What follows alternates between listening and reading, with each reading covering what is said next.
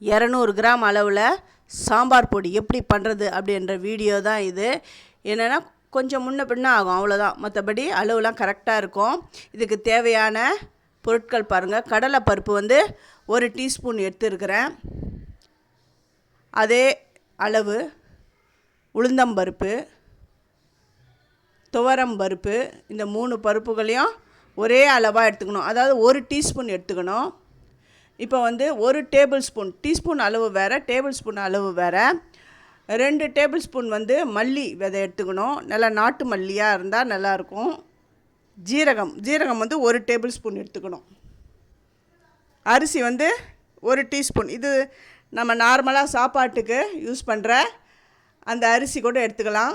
அப்புறம் 1/2 ஸ்பூன் வந்து மிளகு, 1/4 ஸ்பூன் வந்து வெந்தயம், 1 ஆர்க் வந்து கருவேப்பிலை. ஏன் வெந்தயம் கம்மியாக எடுக்கணும்னா அது கசப்பு தட்டிடும். அதனால தான் கொஞ்சமாக தான் நம்ம வெந்தயம் எடுக்கணும். இப்போ அந்த எடுத்து வச்ச அந்த 3 பருப்புகளையும் போட்டு கடாயில் சிறு தீயில் நம்ம வறுக்கணும். நல்லா செவக்க வறுக்கணும்னு அப்படிலாம் கிடையாது. வாசனை வர வரையும் வறுத்தா போதும். ஒன்று எடுத்து நீங்கள் கடித்து பார்த்திங்கன்னா நல்லா கிறிஸ்பாக இருக்கும். அந்த அளவுக்கு வறுபட்டாலுமே போதும். அதை எடுத்து வேறு தட்டில் நான் கொட்டிட்டேன். இப்போ அடுத்தது வந்து மல்லியை சேர்க்கணும். ஏற்கனவே நம்ம வந்து அந்த பருப்பெல்லாம் நல்லா வறுத்துட்டேன். அதனால் அந்த கடாய் சூடாக தான் இருக்கும். இப்போ நீங்கள் வந்து மல்லி போட்டிங்கன்னா சட்டுன்னு அது வந்து வறுபட்டுடும்.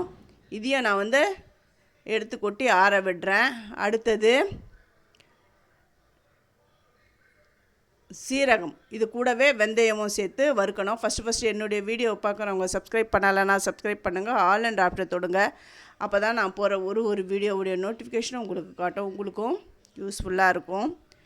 இப்போ வீட்டில் சாம்பார் பொடி எதுவுமே இல்லை, கொஞ்சமாக வேணும் அப்படின்றவங்க இந்த மாதிரி அரைச்சி வச்சுக்கோங்க. நல்லா யூஸ்ஃபுல்லாகவும் இருக்கும் உங்களுக்கு. அப்புறம் மிளகு, நான் வந்து மிக்ஸி ஜார்லேயே அரைக்க போகிறேன். மிளகையும் வறுத்துட்டேன். ரொம்ப நேரம் வறுத்திங்கன்னா அது நல்லா பொரிஞ்சு வெளியில் வந்து வெடித்து வெளியில் செதறிடும். அரிசி, இந்த அரிசி நல்லா அந்த வெள்ளையாக பொரிஞ்சு வரணும். நல்லா பொரிஞ்சு வந்துடுது. இதுக்கப்புறம் கருவேப்பிலை வந்து கையில் அப்படி நொறுக்குனா அப்படி நொறுங்கணும். அந்த கிறிஸ்பாக வரணும். அந்த அளவுக்கு வறுக்கணும். அப்புறம் உப்பு வந்து 1/2 ஸ்பூன் சேர்த்துக்கோங்க. கொஞ்சம் டேஸ்ட் கொடுக்கும் இந்த உப்பு நீங்கள் சேர்த்திங்கன்னா. இந்த உப்புடைய ஈரப்பதம்லாம் போகிறதுக்கு நல்லா வறுத்துட்டேன். அவ்வளோதான்.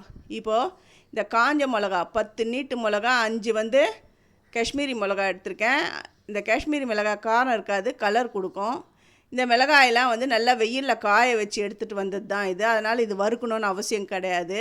இப்போ எல்லாமே வறுத்து வச்சது எல்லாமே ஆறின உடனே மிக்ஸி ஜாரில் மொத்தமாக போட்டு நல்லா பொடி பண்ணிக்கிறேன். இது கூட பெருங்காயம், அப்புறம் மஞ்சப்பொடி.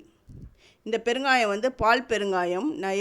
நான் வந்து சொல்லியிருக்கேன். பால் பெருங்காயம் வந்து நான் நாட்டு மருந்து கடையில் வாங்கி அதை பொடி பண்ணி அதை சேர்த்துருக்கேன். அதேமாரி மஞ்சளும், வரலி மஞ்சளை ஆல்ரெடி நான் மிக்சியில் போட்டு பொடி பண்ணி எடுத்துன்னு வந்து அதையும் தான் இதில் நான் சேர்க்குறேன்.